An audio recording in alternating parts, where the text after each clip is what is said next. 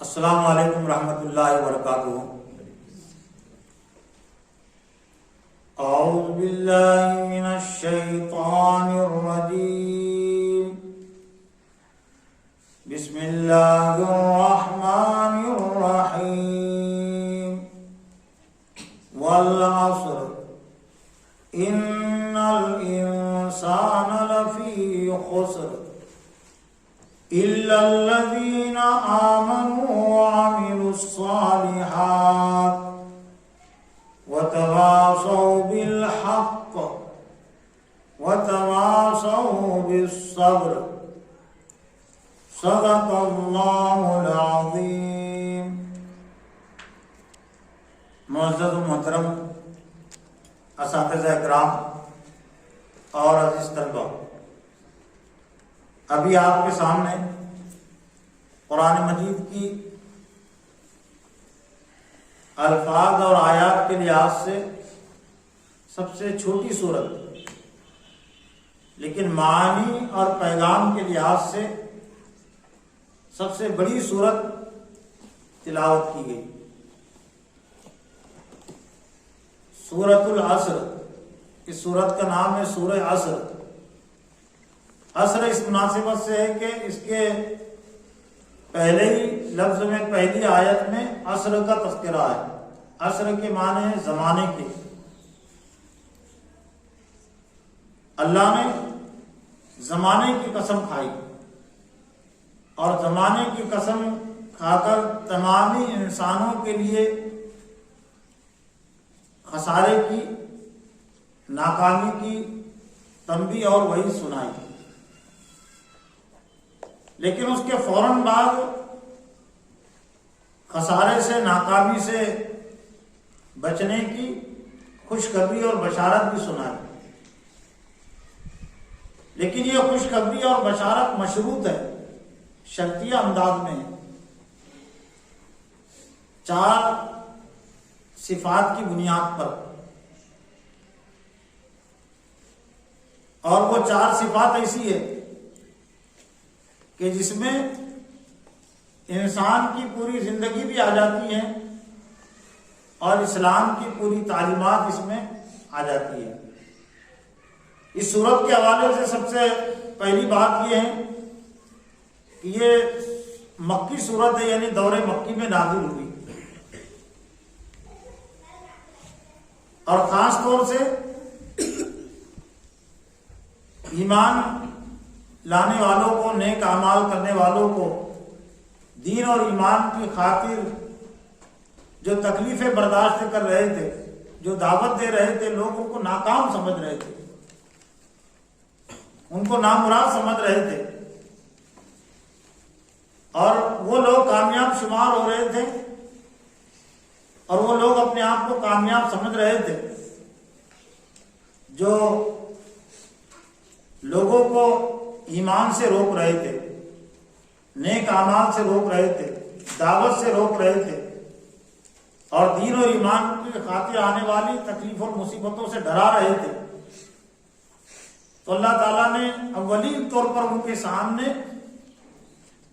خسارے کا اور کامیابی کا ایک پیمانہ پیش کیا، پیمانہ رکھا کہ اصل ناکامی کیا ہے، اصل خسارہ کیا ہے، اور اصل ناکامی کیا ہے۔ یہ قرآن مجید کا اعجاز ہے، قرآن مجید کی خصوصیت ہے کہ جو صورتیں الفاظ اور آیات کے لحاظ سے بہت چھوٹی ہے تو معنی اور پیغام کے لحاظ سے وہ اتنی زیادہ بڑی ہے۔ اس صورت کے متعلق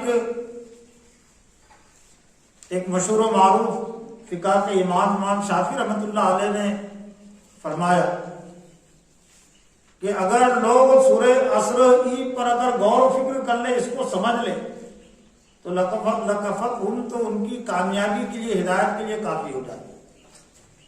اس لیے کہ ایمان، اعمال صالحہ و تواصوا بالحق و تواصوا بالصبر، یہی اسلام کی تعلیمات کا نچوڑ اور خلاصہ ہے، یہی ہدایت کا نچوڑ اور خلاصہ ہے۔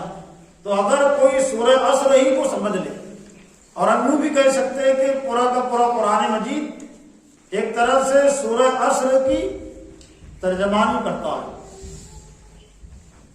اور سورہ عصر کے پیغام کو یہ پورا کا پورا قرآن مجید ہمیں سمجھاتا ہے۔ اب ہمیں غور کرنا چاہیے، سوچنا چاہیے کہ اس صورت میں ہمیں کیا پیغام اور سبق ملا ہے۔ والعصر، اللہ نے قسم کھائی ہے، بغیر قسم کھائے بھی اللہ اگر کوئی بات کہے تو وہ بات وزنی ہوتی ہے، لیکن قسم کھانے کے بعد اگر کوئی بات کہی جائے تو اس کی اہمیت بڑھ جاتی ہے، اور پھر جو جتنا زیادہ بڑا ہوگا تو اس کی بات میں اتنی زیادہ تاکید اور اہمیت بھی پیدا ہو جائے گی۔ کوئی باپ اگر اپنے بیٹے سے بات کہے قسم کھا کر تو بیٹا اس کو سرسری نہیں لے گا، بیٹا اس کو بہت ہی سنجیدگی میں لے گا کہ میرا باپ ہے، میرا محسن ہے اور وہ قسم کھا کر بات کہہ رہا ہے۔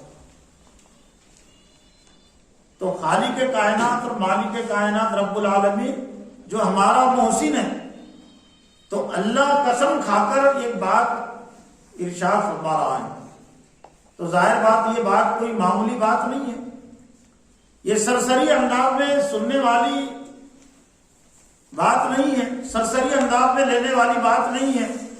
والعصر، قسم ہے زمانے کی، ان الانسان لفی خسر، بے شک حقیقت میں انسان خسارے میں ہے۔ اللہ کے قسم کھانے کا مطلب یہ ہے کہ جس چیز کی قسم کھائی جا رہی ہے وہ چیز ایک طرح سے دلیل اور گواہ ہے۔ ویسے بھی قسم کی حقیقت یہی ہوتی ہے کہ ایک انسان جو اللہ کی قسم کھاتا ہے، کس موقع پر جب کوئی گواہ نہیں ہوتا، جب کوئی ثبوت نہیں ہوتا، تو وہ اللہ کو گواہ بناتا ہے۔ اللہ کی قسم کھانے کا مطلب اللہ کو گواہ بنانا، اور اگر وہ سچی قسم کھا رہا ہے تو اس کے لیے تو اجازت ہے، یقینا اللہ اس پر گواہ ہے، لیکن اگر جھوٹی قسم کھا رہا ہے تو پھر وہ گناہگار ہوگا، اس لیے کہ اللہ جھوٹی قسم کا تھوڑی گواہ ہے۔ اللہ تو دیکھ رہا ہے، اللہ تو سن رہا ہے کہ کام اس نے کچھ کیا لیکن دعویٰ کچھ اور کر رہا ہے پھر میرے حوالے سے۔ تو اللہ کی قسم کا مطلب یہ ہے کہ جس چیز کی قسم کھائی اللہ نے وہ چیز اس پر گواہ ہے، ثبوت ہے۔ تو کس چیز کی اللہ نے قسم کھائی؟ والعصر، قسم ہے زمانے کی، زمانے سے مراد ہے یہ پوری دنیا کی تاریخ جہاں سے انسانی آبادی کا سلسلہ شروع ہوا ہے۔ حضرت آدم علیہ السلام، حضرت حوا سے انسانوں کا آغاز ہوا ہے نا، تم یوں کہہ سکتے کہ ایک طرح سے وہیں سے ہمارا زمانہ شروع ہو گیا۔ یہ چاند اور سورج اور زمین، تو اس کی یہ زمانے کی تاریخ تو اور بھی پرانی ہے۔ انسانوں کی پیدائش سے پہلے زمین یا آسمان، چاند و سورج، لیکن یہ سمجھ لیجیے کہ انسان کے حوالے سے بات کہی گئی تو وہ ہے کہ ہم وہیں سے اپنی تاریخ کا آغاز کریں، یعنی حضرت آدم علیہ السلام سے لے کر آج تک کا زمانہ، اور پھر موجودہ زمانہ اور آئندہ آنے والا زمانہ۔ زمانے کو سمجھنے کی عام طور سے 3 قسمیں ہوتی ہے، اور وہ ہر زبان میں اس کو ایک اصول کے طور پر بھی پڑھایا جاتا ہے۔ ماضی، حال، مستقبل۔ زمانے کی کتنی قسمیں ہیں؟ تو طلبہ کو جواب دینا پڑتا ہے، اساتذہ اس کو سناتے ہیں، سمجھاتے ہیں۔ زمانے کی 3 قسمیں ہیں یا 3 حال ہے زمانے کے۔ ایک ہے ماضی یعنی گزرا ہوا زمانہ، اور ایک ہے حال یعنی جاری زمانہ جس میں ہم اس وقت رہ رہے ہیں، اور ایک ہے مستقبل آنے والا زمانہ۔ تب گویا کہ یہ جو اللہ تعالیٰ کی قسم ہے یہ پورے تینوں زمانوں پر حاوی ہے، تینوں زمانوں پر یہ منطبق ہوتی ہے کہ والعصر، قسم ہے زمانے کی، ان الانسان لفی خسر، یعنی گویا کہ پوری تاریخ حضرت آدم علیہ السلام سے لے کر آج تک اور قیامت تک کا جو وقت اور زمانہ ہے یہ اس پر شاہد ہے، اس پر گواہ ہے۔ ان الانسان لفی خسر، بے شک انسان حقیقت میں خسارے میں، تاکید در تاکید کا انداز۔ ویسے ہی قسم نے باپ کو تاکید کر دیا تھا، موقع بنا دیا تھا لیکن اہل علم اور عربی پڑھنے والے اچھی طرح جانتے ہیں کہ دو مزید اور تاکیدیں لائی گئی. انا یہ تاکید کا معنی دیتا ہے بے شک، اور لام تاکید ہے اس کے بعد میں لفی خسر. اس کو کہتے ہیں عربی ادب میں نون تاکید، لام تاکید. نون تجدید والی نون اگر ہو تو اس میں تاکید کے معنی ہوتے ہیں، اور کسی لفظ کے شروع میں لام ہو تو اس میں بھی تاکید کے معنی ہوتے ہیں. ان الانسان لفی خسر، بے شک حقیقت میں واقعتاً یقیناً انسان خسارے میں ہے، یعنی اس کے خسارے میں ہونے کا کوئی شبہ ہی نہیں ہے، کوئی شک ہی نہیں ہے، یقینی طور سے وہ خسارے میں. اس میں ایک طرح سے انسان کے لیے دہلا دینے والی بات بھی، دہلا دینے والا انداز، گھبرا دینے والا انداز، دہشت زدہ کر دینے والا انداز. کیسے گھبرا دینے والا؟ مثال کے ذریعے سے ہم یوں سمجھ سکتے ہیں کہ یہ اس سے بھی زیادہ خطرناک انداز ہے انسان کے لیے کہ کوئی ملک کا سربراہ یہ اعلان کر دے کہ تمام لوگوں کا، تمام رعایا کا قتل عام کر دیا جائے. قتل عام سے آگے کی چیز ہے نا خسارہ. قتل اگر وہ ناحق ہو رہا ہے تو اس کے لیے کوئی خسارے کی بات نہیں ہے، وہ قتل کرنے والے کے لیے خسارے کی بات ہے. لیکن کوئی اگر ناحق مقتول ہو رہا ہے تو وہ تو اللہ کے راہ میں شہید ہے، اس کے لیے کوئی خسارے کی بات نہیں ہے، اس کے لیے کوئی ناکامی کی بات نہیں ہے. خسارے کی بات وہ قتل کرنے والے کے لیے. اور یہ اس سے بھی زیادہ خطرناک انداز ہے کہ کسی سال ڈاکٹری کے کورس میں، ایم ڈی کے کورس میں 1000 طلبہ بیٹھے ہوئے تھے. 1000 طلبہ نے امتحان دیا، اور جس دن نتیجہ تھا، نتیجے کے دن اعلان کر دیا گیا کالج کی طرف سے، یونیورسٹی کی طرف سے کہ اس سال جتنے طلبہ ڈاکٹری کے امتحان میں بیٹھے تھے، جنہوں نے امتحان دیا تھا، وہ سب کے سب ناکام، سب کے سب فیل.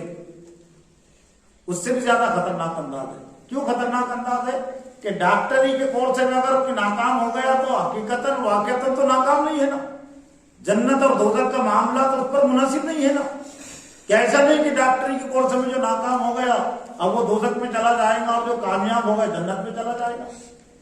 لیکن لوگ جنہوں نے امتحان دیا تھا وہ اس اعلان کو کیسے لیں گے؟ بہت سارے خودکشی کر لیں گے، اس لیے کہ کروڑوں روپیہ خرچ کیا نا انہوں نے، اور اعلان ہوا کہ میں ناکام.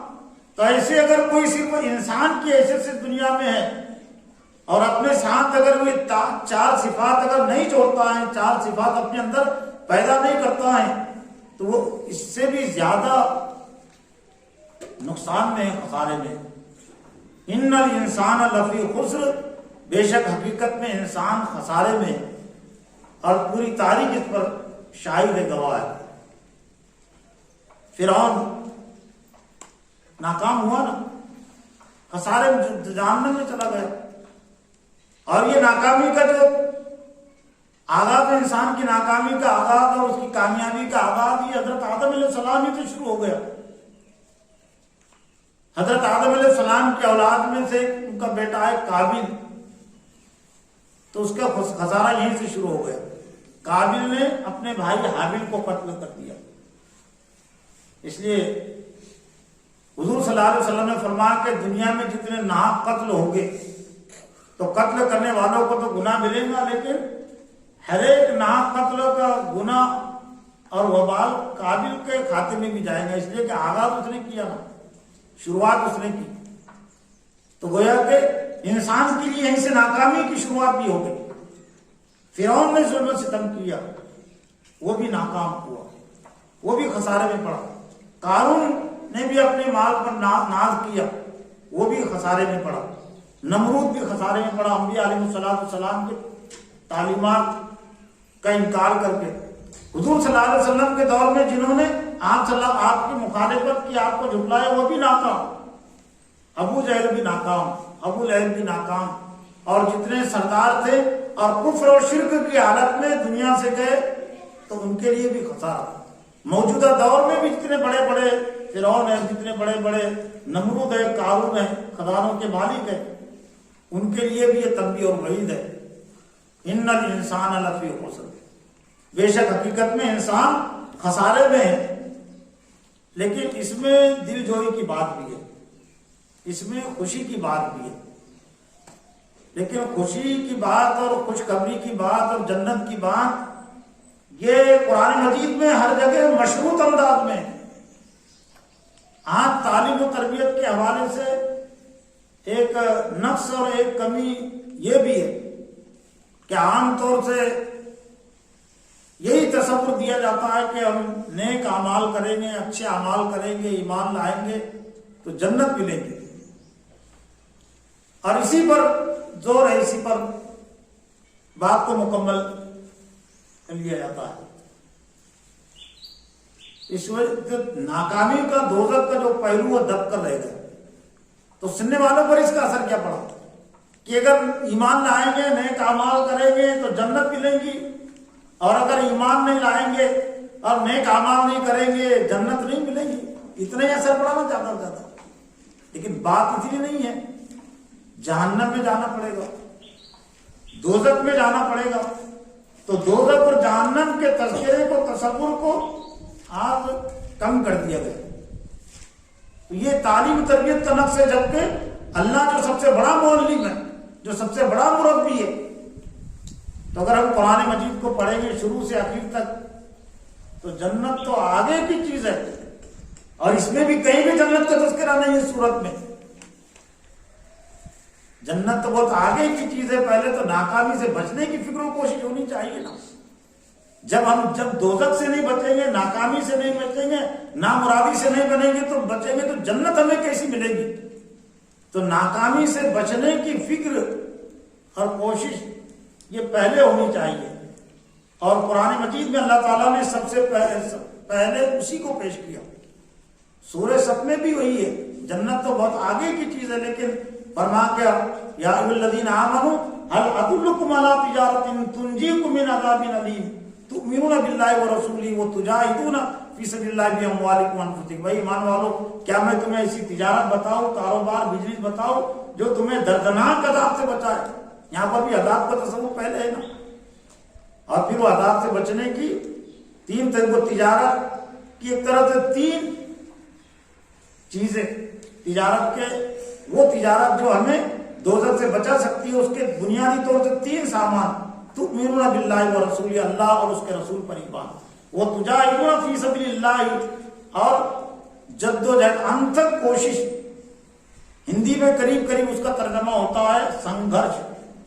سنگھرش، سرسری کوشش کو جہاد نہیں کہتے، انتھک کوشش کو کہتے جہاد، سنگھرش، مقابلہ آرائی کی کوشش اس کو کہتے ہیں۔ اس لیے جہاد کا جو مجاہدہ جو بنا ہے، جاہدہ یجاہدو، مجاہدہ، اور عربی ادب والے اس کو زیادہ سمجھیں گے، جو اس وزن پر جو فعل بنتا ہے اس میں مقابلے کے معنی ہوتے ہیں، اس میں ایک کی کوشش نہیں ہوتی، جیسے ایک نے تلاوت کیا تو اس کو مسابقہ نہیں کہیں گے، مقابلہ نہیں کہیں گے، لیکن دو ہیں تلاوت کرنے والے، دو کے درمیان میں، اور اس میں نمبر دیے جائے، اس میں تلاوت کا مقابلہ، تقریر کا مقابلہ، کھیل کا مقابلہ، تو دو طرفہ اس میں ہوتے ہیں، ایک فریق سامنے والے کو ہرانے کی کوشش کرتا ہے، اور ایک فریق جیتنے کی کوشش کرتا ہے۔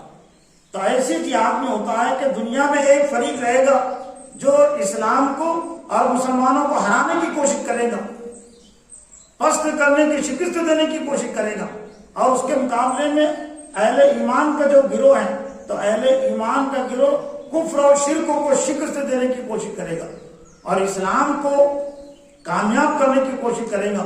تو اس حیثیت سے جو کوشش کی جاتی ہے تو اس کو کہتے جہاد، اور وہ ناکامی سے بچنے کے لیے، دردناک عذاب سے بچنے کے لیے لازمی ہے۔ اور یہی بات ہے جو قرآن مجید میں اور دوسرے اگر کہی گئی کہ فَمَنْ زُحْزِحَ عَنِ النَّارِ وَأُدْخِلَ الْجَنَّةَ فَقَدْ فَازَ، لیکن پہلی بات کیا ہے؟ زُحْزِحَ عَنِ النَّارِ، جو دوزخ سے بچا لیا گیا، یعنی گویا کہ دوزخ سے بچنے کی فکر اور کوشش اس کی پہلی ہونی چاہیے۔ جنت کا حصول تو آگے کی چیز ہے، جنت تو خود بخود حاصل ہوگی، لیکن فکر اس کی کیا ہونی چاہیے؟ دوزخ سے اور عذاب سے بچنے کی کوشش ہونی چاہیے۔ اور یہ دوزخ کا تصور، اللہ کے عذاب اور غضب کا تصور اللہ تعالیٰ نے کامیابی کے مقابلے میں زیادہ اس لیے پیش کیا۔ جنت کے مقابلے میں اس کا تذکرہ اس لیے زیادہ نمایاں ہے کہ عام طور سے انسان کی فطرت اور طبیعت پر لالچ سے زیادہ، کامیابی سے زیادہ جو چیز اثر انداز ہوتی ہے وہ ہے ڈر اور خوف، وہ ہے ناکامی کا احساس اور خیال کہ ایک شخص کو اگر کہا جا رہا ہے کہ اگر تم نے یہ کیا تو تم کو 1,00,000 روپے ملیں گے، اور اگر تم نے یہ نہیں کیا تو تم کو پھر آگ میں ڈال دیا جائے گا، یہ کام تم نے نہیں کیا تو تم کو آگ میں جلا دیا جائے گا، تمہارے جسموں پر تیل چھڑک کر تم کو آگ لگا دی جائے گی۔ تو اول نمبر کی کوشش وہ کون سی کرے گا؟ دو کوشش ہے کہ ایک کوشش ہے کہ یہ تم نے کام کیا تو 1 کروڑ تم کو روپیہ انعام ملے گا، اور یہ کام ہے کہ اگر تم نے یہ نہیں کیا تو تم کو آگ لگا دی جائے گی۔ تو پہلے کون سا کام کرنے کی کوشش کرے گا؟ جو اس کو آگ سے بچانے والا ہے۔ انعام کو بولیے ایک ملے گا نہیں ملے گا اس سے کوئی فرق نہیں پڑتا، لیکن پہلے تو مجھے کوشش کرنی چاہیے کہ جو آگ میرے سامنے، جو مصیبت میرے سامنے کھڑی ہے تو میں اس سے بچنے کی فکر اور کوشش کروں، تو پھر اس کے لیے جنت کا راستہ آسان ہو جاتا ہے، اللہ کی اطاعت اور فرما برداری اس کے لیے آسان ہو جاتی ہے۔ تو ان الانسان لفی خسر، بے شک حقیقت میں انسان کے لیے خسارہ ہے، اس سے اس فتنے کا بھی ازالہ ہو جاتا ہے جو آج بھی پھیلایا جا رہا ہے کہ انسانیت کی اصل دھرم ہے۔ تو انسانیت انسان میں کہاں سے آتی ہے؟ انسانیت کے لیے تو اسلام شرط ہے نا، کوئی انسان صحیح معنوں میں انسان ہو ہی نہیں سکتا کہ اگر لوگ یہ کہے کہ انسان نے صحیح طور سے انسان بننا، تو انسان کو انسان بنانے والی چیز کون سی ہے؟ وہ ہے اللہ کی بندگی، وہ ہے اسلام۔ تو اسلام اور انسان میں وزن کے لحاظ سے بھی زیادہ فرق نہیں ہے، اور کردار و عمل کے لحاظ سے بھی زیادہ فرق نہیں۔ تو دراصل وہی انسان صحیح انسان ہے جس کی زندگی میں اسلام ہے۔ جو مسلم ہے تو ایک طرح سے صحیح انسان وہی ہے۔ تو صرف انسان بنانے سے کام چلنے والا نہیں، کام بننے والا نہیں ہے۔ کام بننے والا ہوتا، چلنے والا ہوتا تو اللہ تعالیٰ نے یہ انسان کے لیے ناکامی کی بات نہیں کہی ہوتی، اور یہ بات کہ انسان نے انسان بن جانا۔ انسان بنتا ہے دراصل اسلام کے ذریعے سے، اور یہی بات ہے جو سورہ 3 میں بھی کہی، لقد خلقنا الانسان فی احسن تقویم، ہم نے انسان کو بہترین انداز میں پیدا کیا، ثم رددناہ اسفل سافلین، لیکن پھر اس کو نچلوں سے نچلا کر دیا۔ لیکن جو شخص اللہ کی بندگی کو چھوڑ دیتا ہے تو پھر نچلوں سے نچلا ہو جاتا ہے۔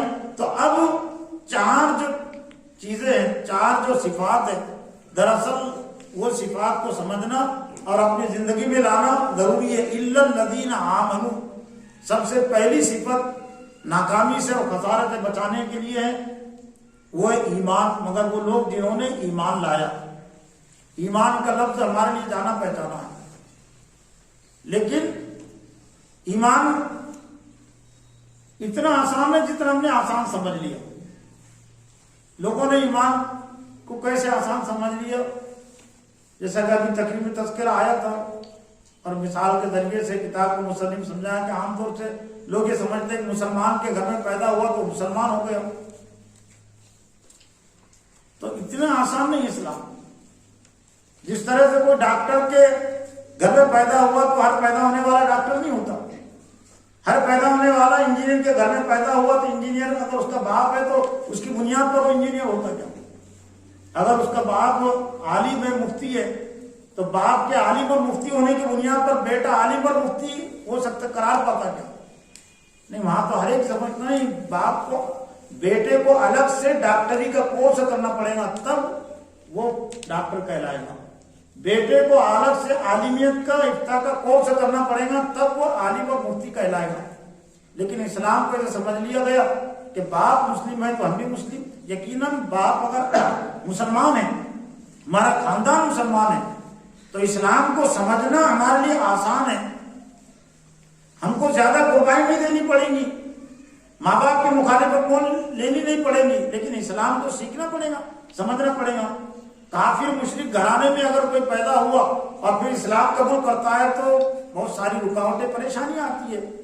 تو زیادہ سے زیادہ جو فائدہ اس کو ملا باپ کے مسلمان ہونے کا، خاندان کے مسلمان ہونے کا، کہ اس کے لیے اسلام کو سیکھنا سمجھنا آسان ہو گیا، عمل کرنا اس کے لیے آسان ہو گیا. لیکن اتنا آسان نہیں کہ کچھ نہ کرے اور پھر بھی وہ مسلم ہو جائے، اس کو کچھ کرنا پڑے گا. تو الا الذین آمنوا، مگر وہ لوگ جنہوں نے ایمان لایا. ایمان بہت وسیع چیز ہے، زندگی کے تمام معاملات اس میں آ جاتے ہیں. حضور صلی اللہ علیہ وسلم نے ایک حدیث کے ذریعے سے ایمان کی وسعت کو اور ایمان کے تقاضوں کو سمجھایا. الایمان بضع وسبعون شعبۃ فافضلها قول لا الہ الا اللہ وادنیٰ اماطۃ الاذى عن الطریق والحیاء شعبۃ من ایمان. ایمان کی 70 سے زیادہ شاخیں ہیں. ایمان کی افضل اور اعلیٰ شاخ لا الہ الا اللہ کا اقرار، اور ادنا اور آخری شاخ اور شعبہ راستے سے تکلیف دینے والی چیز کا ہٹانا، اور شرم حیا بھی ایمان کا ایک اہم اور بنیادی شعبہ ہے. اب بات آسان نہیں رہی، بات اس لحاظ سے اہم ہو گئی کہ اب ایمان صرف لا الہ الا اللہ کے اقرار کا نام نہیں ہے. 70 سے زائد شعبے اللہ کے رسول نے قرار دیے ایمان کے، اور آخری شعبہ کہا گیا اللہ نے فرمایا کہ اماطۃ الاذى عن الطریق، راستے سے تکلیف دینے والی چیز کا ہٹانا.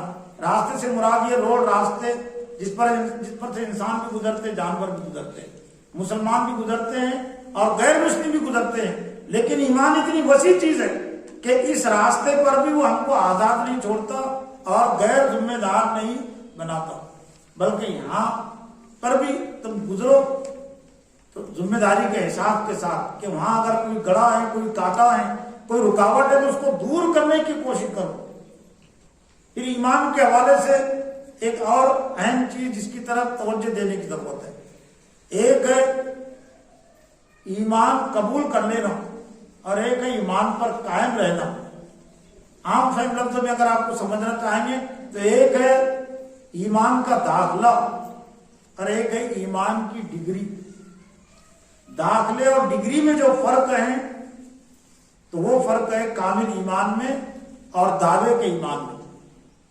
اس لیے قرآن مجید میں اللہ تعالیٰ نے ایمان والوں ہی کو کہا یا ایھا الذین آمنوا آمنوا باللہ ورسولہ والکتاب الذی نزل علی رسولہ.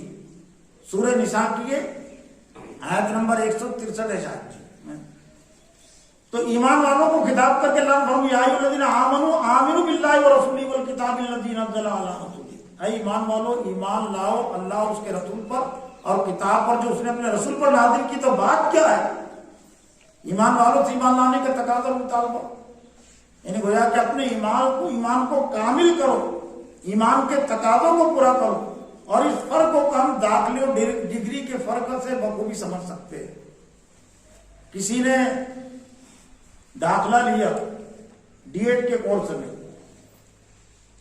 بی ایڈ کے کورس میں، ڈاکٹری کے کورس میں، حفظ کے کورس میں، عالمیت کے کورس میں. تو حفظ کے کورس میں حفظ کی کلاس ہے نا یہاں، تو حفظ میں آپ نے داخلہ لیا تو حفظ کی سند بھی مل جاتی کیا؟ داخلے کی بنیاد پر کہہ سکتے نا کہ ہم نے داخلہ لیا حفظ میں تو آپ حفظ کی سند بھی ہم کو دے دو. لیکن حفظ کی سند نہیں ملتی. عالمیت کے کورس میں جس نے داخلہ لیا تو وہ عالمیت میں داخلہ لینے کے باوجود بھی عالم کی سند وہ نہیں لے سکتا، اس کو نہیں مل سکتی جب تک کہ عالمیت کا کورس وہ مکمل نہ کرے.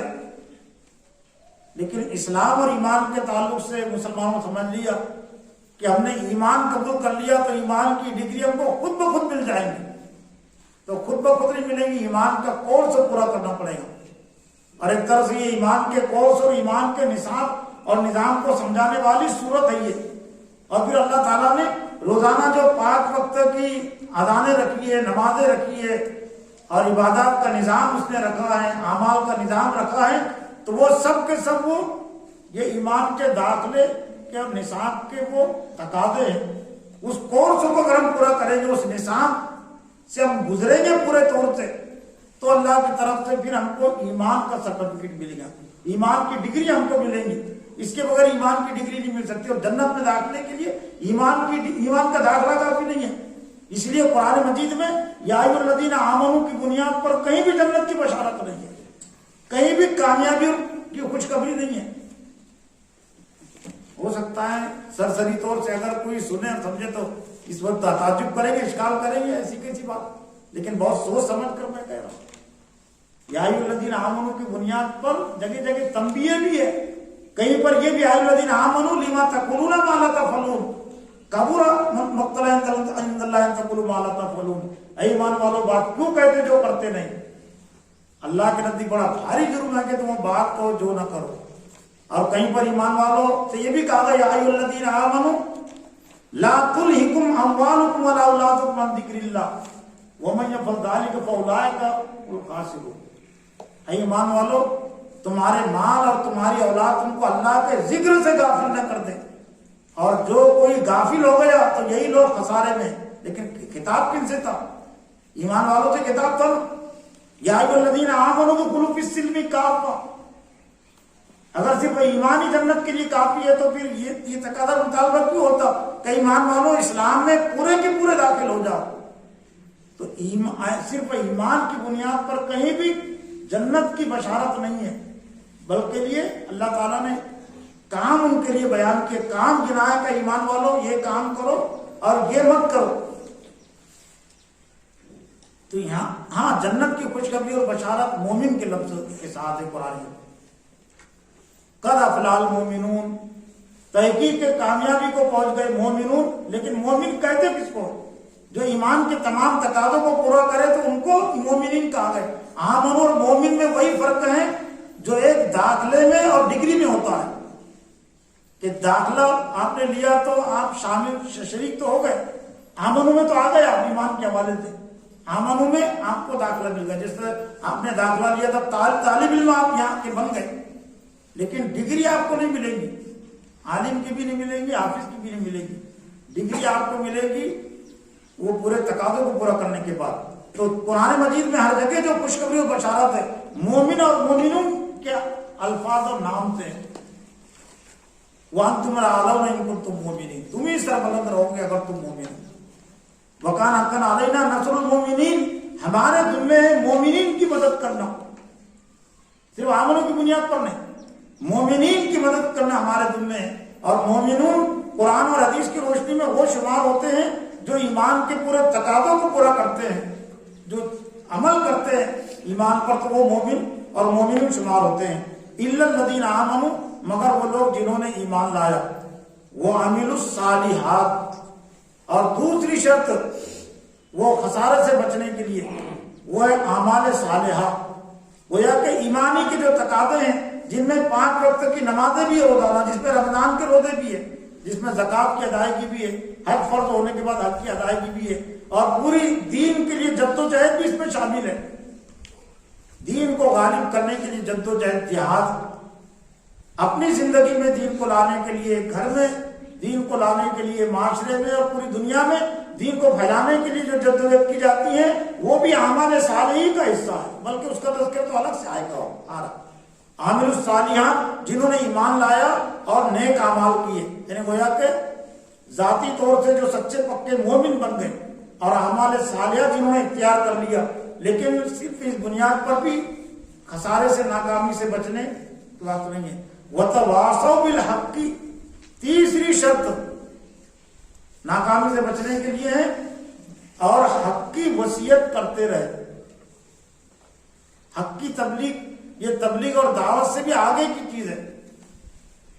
वैसे कि उर्दू में भी वसीयत की बड़ी अहमियत होती है। वसीयत के नाम से अगर कोई बाप अपने बेटे को हुक्म दे तो वो भी अहम है, लेकिन अगर कहे कि मैं वसीयत करता हूं तो वसीयत पे और ताकीद आ जाती है। आमतौर से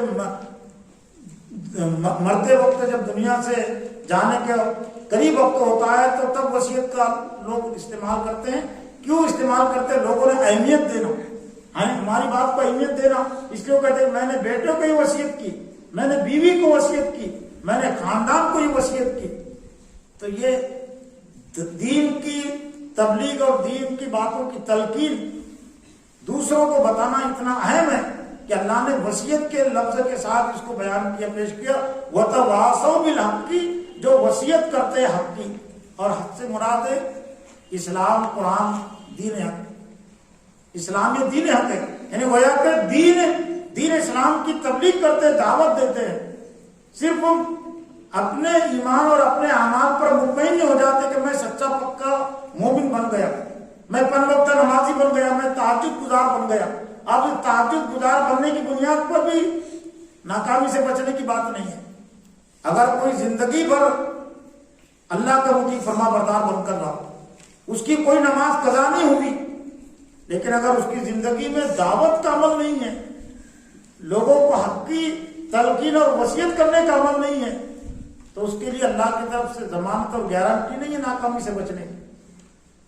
چاہے زندگی میں ایک بھی نماز اس کی نہ چھوٹی ہو، یہاں تک کہ کوئی تہجد کی نماز بھی اس نے نہ چھوڑا ہو، جب سے اس نے شعور سنبھالا، 15 سال کی عمر سے لے کر 90-95 سال کی اس کی عمر رہی ہے، اور ایک بھی اس کی نماز نہیں چھوٹی، اور کسی ایک کو بھی اس نے کوئی گالی نہیں دی، کوئی تکلیف نہیں پہنچایا، کوئی چغلی اور غیبت نہیں کی، لیکن پھر بھی وہ اپنے آپ کو مطمئن نہیں کر سکتا کہ میں ناکامی سے بچ گیا، اور پھر بھی اللہ کی طرف سے اس کو یہ خوشخبری نہیں مل سکتی کہ وہ اللہ کے عذاب سے، غضب سے اور خسارے سے بچ گیا۔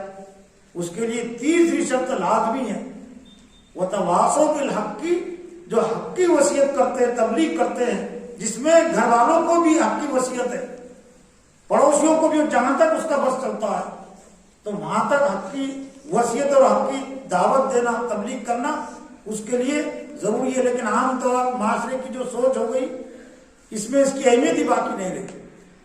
لوگ عام طور سے معاشرے میں اس کو بڑا متقی پرہیزگار سمجھتے ہیں، جو کسی کو کچھ نہیں کہتا، جو اپنے اعمال میں مصروف رہتا ہے، اپنی نماز میں مصروف رہتا ہے، کسی سے ملتا جلتا نہیں، کسی سے اچھی بات بھی نہیں کہتا، بری بات بھی نہیں کہتا، تو لوگ کہتے بڑا متقی پرہیزگار شخص ہے۔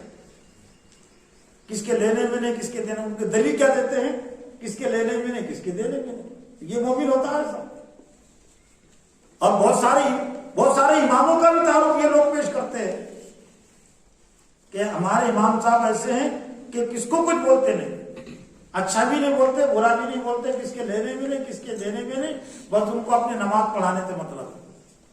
ہمارا جانا ہوتا ہے کہیں تو بہت سارے علاقوں میں ایسے تعارف کراتے ہیں کہ 40 سال سے 50 سال سے امام ہے، تو ہم کو خود تعجب ہوتا ہے کہ ان کا کوئی دشمن نہیں، ان کا کوئی مخالف نہیں، تو پھر ان کے تعارف میں کیا بات پیش کرتے کہ آج تک انہوں نے کوئی غلط بات، کس کو تکلیف والی بات، پہنچانے والی بات کہی نہیں، مطلب کوئی تقریر انہوں نے کی نہیں، کوئی درس انہوں نے دیا، بس اپنا کام کو تعارف کیا، اپنا کام سے کام کرنا، نماز پڑھاتے، گھر کو آتے جاتے، نماز پڑھاتے، سلام پھیرنے کے بعد گھر میں آتے، بس یہ ان کا کام ہے۔ تو لوگوں کی اچھے لگے۔ برائیاں کرنے والے تو عام طور سے یہی چاہتے نا کہ ان پر کوئی لام کام کرنے والا نہ رہے، کوئی تنقید کرنے والا نہ رہے، لیکن یہ تو ہم اپنے کو خوش کر سکتے ہیں، لوگ اپنے آپ کو خوش کر سکتے ہیں، دل کے بہلانے کے لیے تو خیال ہو سکتا ہے، لیکن دوزخ سے بچنے کے لیے اور جنت کے حصول کے لیے تو یہ تو کافی نہیں، کچھ بھی نہیں ہے۔ وتواصوا بالحق، جو حق کی وصیت کرتے ہیں، لیکن جہاں کہیں بھی اور جو کوئی بھی حق کی دعوت دے گا، دوسروں کو نصیحت کرے گا کہ یہ مت کرو اور یہ کرو، اور خاص طور سے منکر سے روکنے کی کوشش کرے گا، برائی سے روکنے کی کوشش کرے گا، تو ایسا ہو ہی نہیں سکتا کہ اس پر کوئی مصیبت اور پریشانی نہ آئے۔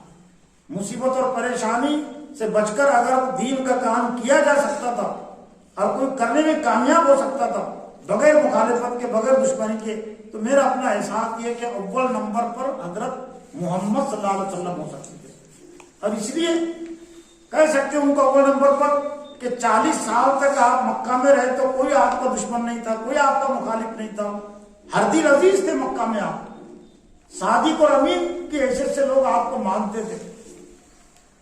لیکن جیسے ہی آپ نے حق کی وصیت کا کام شروع کیا، حق کی تبلیغ کا کام آپ نے شروع کیا، تو جو زبانیں آپ کو صادق اور امین کہتی تھی وہ کذاب کہنے لگی، شاعر کہنے لگی، جھوٹا کہنے لگی، مجنون کہنے لگی، اور حالات اتنے شدید ہوئے اور ناموافق ہوئے کہ پھر 13 سال کے بعد آپ کو مکہ چھوڑنا پڑا۔ ہر دل عزیز تھے نا، چھوڑنے کی ضرورت ہی نہیں تھی نا، جیسا کہ عام طور سے دین کے کاموں کا یہ تصور بھی دیا جاتا ہے کہ اگر ہم نے مکمل طور سے دین پر عمل کر لیا तो कोई हमारा मुखालिफ और दुश्मन नहीं रहेगा। हाँ मैंने ये तो सब कि सच्चे पक्के अगर हम मोमिन बन गए तो कोई हमारा दुश्मन और मुखालिफ नहीं रहेगा। तो ये तो अंबिया पर इल्जाम जाता ना इस तरह की बात का। अंबिया के दुश्मन थे, अंबिया के पैरोकारों के दुश्मन थे, और अंबिया को लोगों उनके घरों से निकाल दिया, निकालने पर मजबूर किया इसी दावत के नतीजे में। तो ये दावत और हक की वसीयत जहां कुछ लोगों को अपना दोस्त बनाती है, अपना खैरखा बनाती है, तो यही दावत बहुत सारे लोगों के दुश्मनी भी मोल लाती है। यानी दुश्मनी मोल लेनी पड़ती है, मुखालिफत मोल लेनी पड़ती है। तो फिर इसका हाल अल्लाह ताला ने जो बताया, वतवासौ बिस्सब्री, जो सब्र की वसीयत करते हैं, वही अल्फाज है जो हक की तबलीग के लिए। यानी वो कि दोनों काम जरूरी है, और जाती तौर से सब्र कर लेना कभी काफी नहीं है। हक की सब्र की दावत देना, जिस तरह से हक की दावत देना जरूरी है, हक की तबलीग करना जरूरी है, तो सब्र की दावत देना, सब्र की दावत देना, सब्र की तलकीन करना, सब्र की तबलीग करना भी जरूरी है माशरे में। क्या है, लोगों दीन और ईमान की खातिर जो मुसीबतें परेशानियां आ रही है, जो पार्टियों की तरफ से, हुकूमतों की तरफ से, माशरे के बेदीन अफराद की तरफ से तुमको मारा जा रहा, तुमको गालियां दी जा रही है, तो तुमको डरने की जरूरत नहीं, तुमको घबराने की जरूरत नहीं, उसको बर्दाश्त करो। सब्र कहते हैं बर्दाश्त करने को। जो ज़हनी तकलीफें पहुंचती है, जो जिस्मानी तकलीफें पहुंचती है, तो उन ज़हनी तकलीफों को, जिस्मानी तकलीफों को बर्दाश्त करने का नाम सब्र है। और सब्र करना भी जरूरी है जाती तौर से, और सब्र की दावत देना, सब्र की तबलीग करना भी जरूरी है। वतवासौ बिस्सब्री, जो सब्र की तलकीन करते हैं। तो मोहतरम मसादिर इकराम और हदीस तलबा, ये अल्लाह ताला ने मुख्तसर सी सूरत में नाकामी से, खसारे से बचने की जो चार तदबीरें हमको बतलाई है, ईमान, आमाल सालेहा, हक बातों की तबलीग, वसीयत, तलकीन और सब्र की तलकीन और वसीयत, तो ये चार सिफात हम अपने अंदर पैदा करें ताकि खसारे से, नाकामी से हम अपने आप को बचा सके और दूसरों को भी हम बचाने की कोशिश और फिक्र कर सके। वाक़िअ दावाना अल्हम्दुलिल्लाहि रब्बिल आलमीन। रब्बना आतिना फिद दुनिया हसनतन व फिल आखिरति हसनतन व क़िना अज़ाबन्नार। अल्लाहुम्मा अल्लिमना बिल कुरान, अल्लाहुम्मा फ़हिम्ना बिल कुरान, अल्लाहुम्मा नव्विर क़ुलूबना बिल कुरान, अल्लाहुम्मा नव्विर क़ुलूबना बिल कुरान। रब्बना तक़ब्बल मिन्ना इन्नका अंतस समीउल अलीम व तुब अलैना इन्नका अंतत तव्वाबुर रहीम।